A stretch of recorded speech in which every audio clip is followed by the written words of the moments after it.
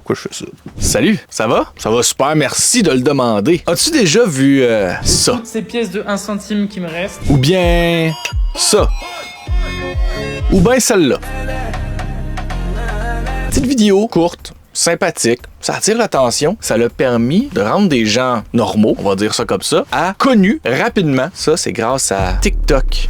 Mais qui est derrière TikTok? La personne s'appelle Zhang Yiming. L'objectif de la vidéo d'aujourd'hui, ça va être d'en connaître un petit peu plus sur son parcours, de savoir où est-ce qu'il a travaillé, qu'est-ce qu'il a lâché. Bon, c'est déjà, on va le voir, il a lâché son travail. Ben, gars, évidemment, il y a rarement les entrepreneurs qui gardent leur travail. Après ça, est-ce qu'il a créé d'autres entreprises? Qu'est-ce qui a fait que TikTok est rendu mondial? On regarde ça dès maintenant. Tout débute dans les années 80, début 90. Zhang, lors de sa naissance, faisait partie d'une famille modeste, avec des moyens modestes. Donc on va dire qu'il était dans la classe moyenne. Il était curieux, il avait toujours une envie d'apprendre. Puis lui, Zhang, au lieu de faire comme les jeunes de son âge, puis d'aller jouer dehors, d'aller en plein air, il était plus du genre à travailler sur l'ordinateur. Mais pas travailler dessus. En fait, il était plus essayer de comprendre comment l'ordinateur était fait. C'était quelque chose de plutôt passionnant pour lui. Puis en Chine, à ce moment-là, c'était plus des ordinateurs complexes, qu'on va dire.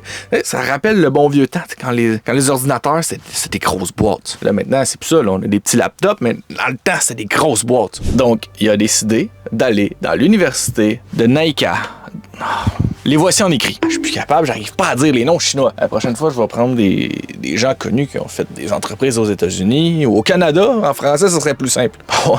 Fait que Zhang, il a décidé d'aller étudier en microélectronique. Ben, finalement, il a réalisé que c'était peut-être pas ce qu'il voulait réellement. Il a décidé de lâcher ça puis s'en aller plus dans la voie de la technologie à la place. Donc, le logiciel. Parce qu'il s'est dit, il y a peut-être plus de potentiel là-dedans que dans la microélectronique. C'est une autre paire de manches. C'est deux choses complètement différentes, mais en soi qui ont l'air similaires pour la moyenne de la population. Durant ses études, il s'est beaucoup impliqué dans plein de petits domaines, dans plein de petits regroupements, on va dire ça comme ça, de jeunes étudiants qui faisaient tout ça. Puis il a bien fait ses études. Et en 2005, il a terminé et a commencé à travailler au Kongsun, qui était un site de voyage. Puis au travers de tout ça, il monte rapidement en grade. Zhang a toujours été quelqu'un qui veut dans la vie. Donc il veut pas rester au bas, il veut toujours upgrade. Donc il veut toujours aller plus loin. Mais même pendant qu'il travaille chez Kongsun, il passait des nuits blanches à faire du codage puis à travailler sur ses propres projets en se disant un jour, je vais réussir. Il l'a pas dit comme ça. Il l'a dit plus en chinois. Qu'est-ce que ça fait si on dit ça en chinois? Un jour, je vais réussir. Google Traduction en français. Le chinois, je l'utilise pas souvent. Un jour, je vais réussir en chinois apparaît à l'instant.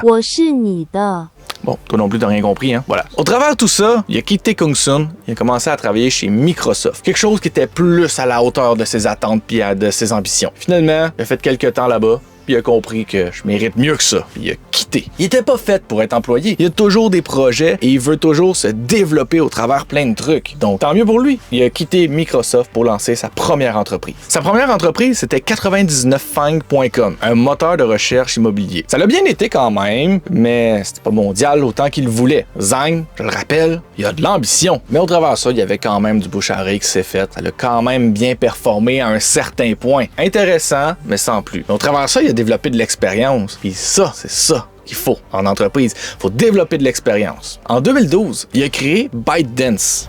Mais c'est pas connu sous le nom de ByteDance, c'était plus une société de gestion au travers laquelle il allait créer tous ses futurs projets. Puis en regardant tout ça, il a trouvé justement le fait que, l'Internet, c'est le fun, mais ça manque un petit peu de contenu divertissant. T'sais, on avait les bons vieux journaux dans le temps que c'était bien. On se souvient du temps où est-ce que les gens ils distribuent les journaux dans les rues. Tu payais ton journal 25 cents. Moi, j'étais pas né. Mais ça devait être le fun. J'étais peut-être né, mais j'étais trop jeune pour en acheter. Donc c'est fini les recherches Google puis les articles de journaux plats. Puis sinon, il y a les sites de nouvelles. Mais les sites de nouvelles proposent les mêmes nouvelles à tout le monde. Il faut un changement. Il faut changer quelque chose. Donc il a créé Toutiao, une application de nouvelles, mais cette fois-ci, il va avoir de l'intelligence artificielle qui va avoir codé, parce que je le rappelle, Zhang, c'est un crack en codage. Puis cette application-là, elle va permettre justement de donner du contenu qui va vraiment intéresser les les gens selon ce qu'ils ont anciennement lu, le temps qu'ils ont regardé une nouvelle, ce qu'ils ont regardé dans les moteurs de recherche. Bref, ça va mettre un tas de facteurs en compte pour te donner toujours les bonnes nouvelles. Zhang, ça l'a vraiment motivé. Il a fait 1 million d'utilisateurs en 6 mois. C'est là qu'il a compris que je peux avoir un succès rapide, puis j'ai le droit d'avoir confiance en moi. Il a quand même continué son entreprise, mais étant comme il est, Zhang a toujours aimé avoir plusieurs projets. Il s'est dit, hey, les petites vidéos courtes, là, ça a l'air le fun. J'aimerais ça me lancer là-dedans. Donc, il a créé Douyin, une app de vidéos courtes. Il l'a lancé en Chine en 2016. Ça a eu un succès rapide. Il y a eu plusieurs utilisateurs, même des millions. Douyin était populaire chez les jeunes. Mais il a vu que les jeunes l'utilisaient beaucoup pour faire des petites vidéos de danse, mettre des chansons. Il a eu une réalisation, puis il s'est dit, c'est le temps que je me lance là-dessus. Donc, avec Douyin, il a continué à propulser ça en Chine, mais il s'est dit, c'est pas tout. Moi, je veux avoir un succès international avec ça. Par contre, Zhang, comme qui est un petit peu tête en l'air puis toujours plein de projets, maintenant il s'est dit je veux peut-être aussi faire l'ARC, L-A-R-K. Donc une application CRM pour aider les entreprises. Et là ça suffit là. Tu sais maintenant Zhang, faut arrêter de faire n'importe quoi. On va se concentrer sur un projet puis on va l'emmener au bout. Fait qu'on met de côté l'ARC puis il va rester sur Douyin. Mais cette fois-ci, il va devoir le rendre mondial. Douyin, ça se prononce pas bien pour tout le monde parce qu'il faut le mettre avec un accent. Puis même moi depuis le début, j'arrive pas à le prononcer correctement. Fait qu'il va l'appeler TikTok. C'est beaucoup plus viral comme nom. Il est beaucoup mieux. On se le cachera pas. À un moment donné, Zhang s'est dit, moi, je veux aller toucher le marché des États-Unis. C'est quand même un énorme marché. Asti de boucan.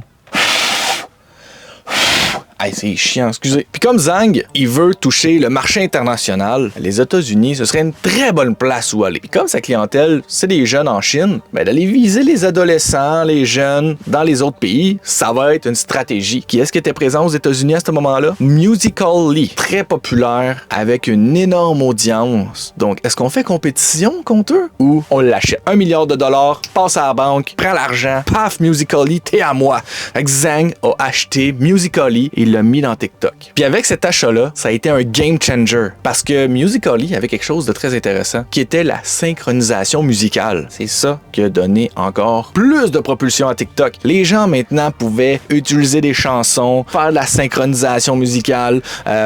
Non, personne ne fait ça. C'est ça qui a donné de la popularité à TikTok. Les gens pouvaient faire des chansons, faire des petites danses, bref, faire des vidéos virales rapidement. Puis c'était super divertissant. Les gens sont devenus accros à TikTok. On se le cachera pas. Les vidéos courtes, avec de la musique, avec des outils de montage directement intégrés dans l'application, c'est fou, là. C'est révolutionnaire dans ce temps-là, puis les gens ont mis leur attention là-dessus. En plus, c'est pas tout, là, t'sais. Hey, on va pas s'arrêter là. T'as un algorithme révolutionnaire, on va le dire comme ça, là, qui analyse ce que tu regardes, puis qui va toujours te donner du contenu adapté à ce que t'aimes. C'est ça qui te joue dans la tête, puis qui te rend encore plus accro. TikTok, carrément, ça devient une source culturelle. Les gens veulent en faire la vidéo, puis les gens le regardent, donc tout le monde participe. T'as sûrement, toi aussi, déjà un ami qui a fait des vidéos TikTok que t'as été voir, ou sinon partager. Là, les gens te les partagent, les vidéos, là. Donc, c'était devenu un phénomène. Les autres industries, là, ils se sont pas dit hey, ça fonctionne bien, moi. Bravo, je vais te laisser comme ça. Non, on s'accumule des compétiteurs. On a eu qui en premier? Instagram Reels. Après ça, on a eu les YouTube Shorts, les Facebook Reels, Snapchat Spotlights. C'est carrément devenu une nouvelle méthode, les petites vidéos courtes, avec la petite musique, 15 secondes, 30 secondes, maximum 1 minute. C'est bien rare que t'ailles plus long que ça, là. Tout le monde voulait sa part du gâteau. On en est rendu là aujourd'hui. TikTok fait maintenant face à de la grosse compétition, puis plus que ça va aller,